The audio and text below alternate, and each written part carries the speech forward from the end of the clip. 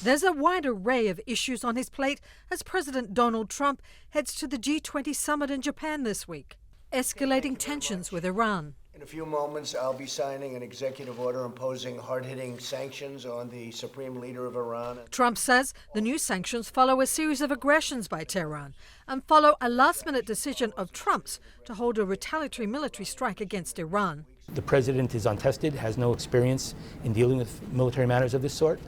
In response, Iran's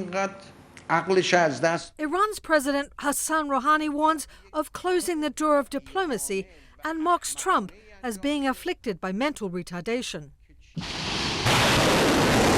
Then there are the stalled negotiations over reducing North Korea's nuclear capabilities.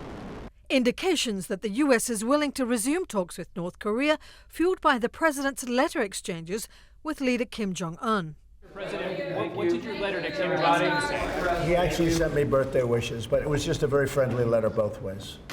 After the first face-to-face meeting in Singapore, the second Trump-Kim summit, held last February in Hanoi, ended in failure. North Korea is not a solved problem. President Trump implies it's on the way to solution. It is not. Very little has been accomplished in the years since Singapore. American businesses and investors are looking to a highly anticipated meeting between US and Chinese leaders on the G20 sidelines. I think we'd like to see a little bit of progress with respect to the trade dispute with China, right?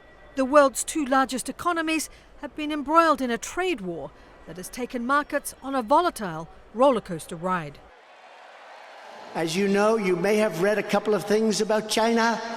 The Osaka summit is the first opportunity Trump and Chinese President Xi Jinping have had to thrash out their trade dispute since Trump said he was preparing to target the $300 billion in Chinese imports that he hasn't already hit with tariffs. Also on the sidelines, a planned meeting between Trump and Russia's Vladimir Putin. The two leaders had a full-fledged summit in Helsinki, Finland, nearly a year ago. This week's meeting, their first encounter since Special Counsel Robert Mueller ended his investigation with no finding that the Trump campaign in 2016 conspired with Russia, although Mueller cited evidence that Russia meddled in that election. The meeting agenda remains a mystery, as does the outcome of that last meeting. Tracy Brown, Associated Press.